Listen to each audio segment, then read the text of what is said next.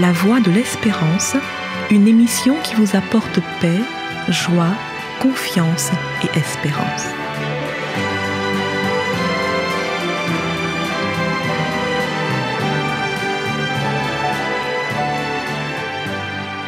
Bonjour la Guyane et bonjour à tous depuis la Guyane.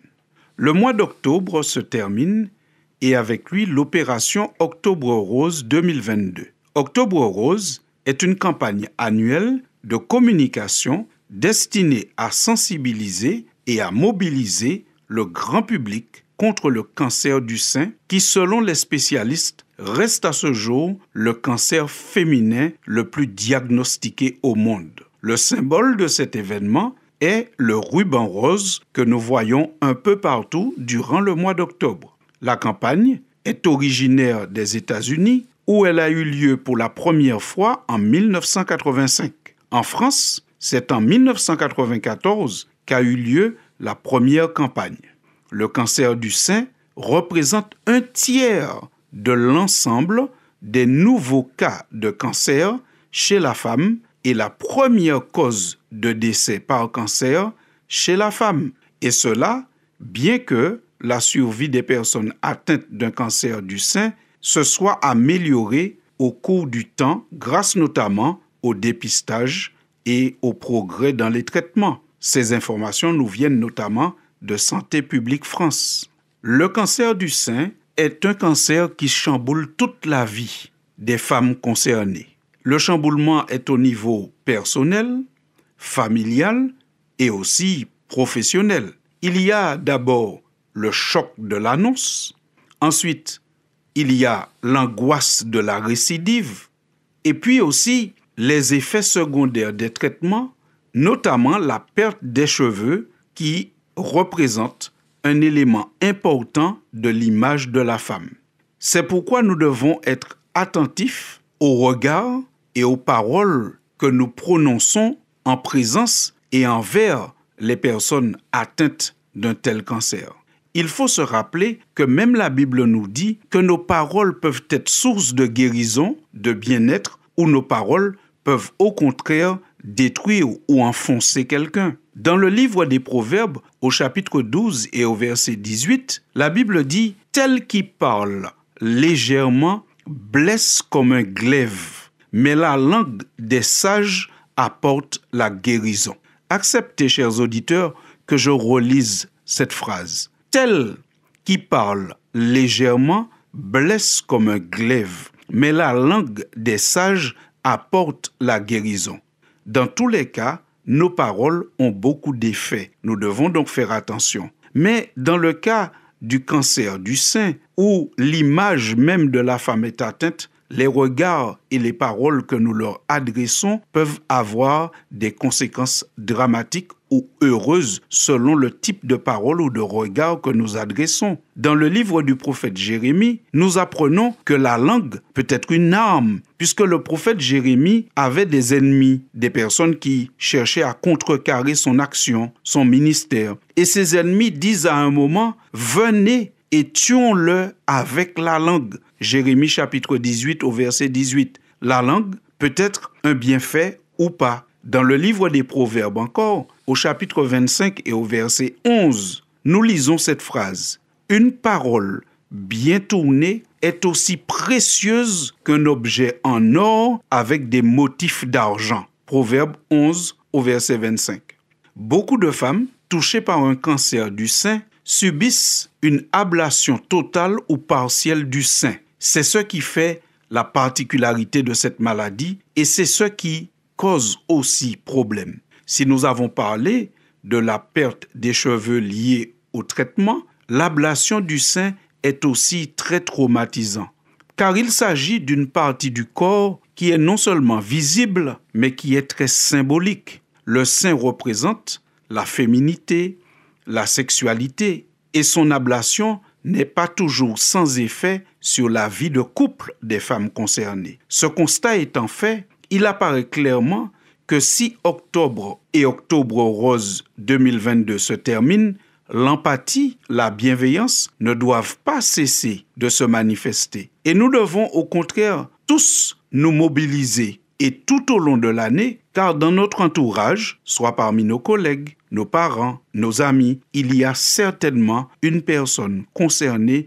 par cette terrible maladie. Selon les témoignages de patientes, c'est un traumatisme de sacrifier une partie de son corps et de son identité pour avoir plus de chances de guérison. Le Christ, qui en connaît un rayon en matière de sacrifice, lui forcément, il doit comprendre et il doit soutenir Octobre Rose. Dans le livre du prophète Ésaïe, au chapitre 53, Jésus est présenté comme le sacrifié par excellence, puisque nous lisons « Méprisé et abandonné des hommes, homme de douleur et habitué à la souffrance, semblable à celui dont on détourne le visage, nous l'avons dédaigné, nous n'avons fait de lui aucun cas. Mais cependant, ce sont nos souffrances qu'il a portées, c'est de nos douleurs qu'il s'est chargé. Et nous l'avons considéré comme puni, frappé de Dieu et humilié. Mais il était blessé pour nos péchés, brisé pour nos iniquités. Et le châtiment qui nous donne la paix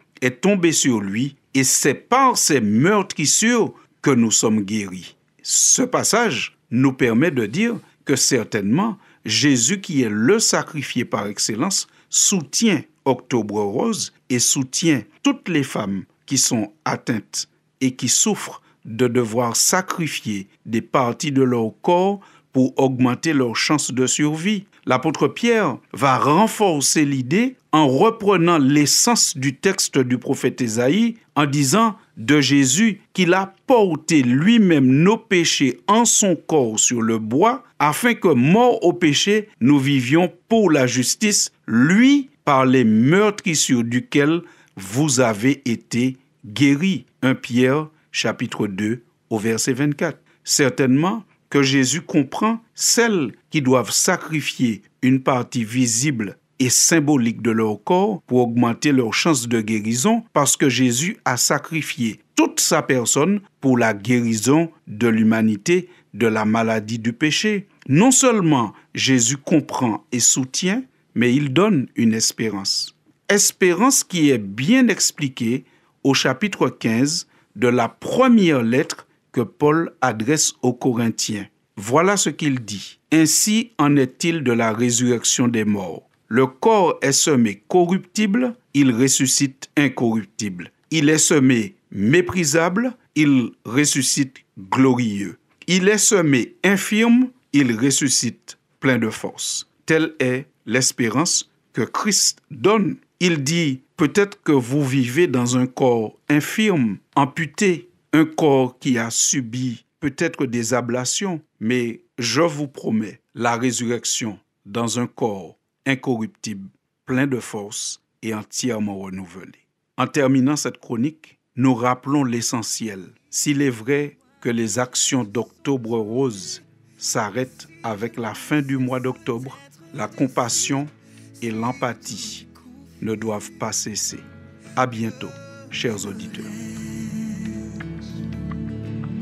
Je resterai forte. Je resterai forte. Si tu es à mes côtés, je suis certaine de gagner. C'est toi qui me l'as promis. Ce que tu dis s'accomplit, oui, je resterai fort. Et si tous mes espoirs s'effondrent. C'était La Voix de l'Espérance, une émission préparée par l'Église adventiste du 7e jour. Si vous désirez avoir une copie de la causerie d'aujourd'hui, demandez-la. Elle vous sera donnée gracieusement. Écrivez à La Voix de l'Espérance, boîte postale 169 97 324, Cayenne, CEDEX, ou téléphonez au 0594 25 64 26. Merci chers auditeurs et à bientôt.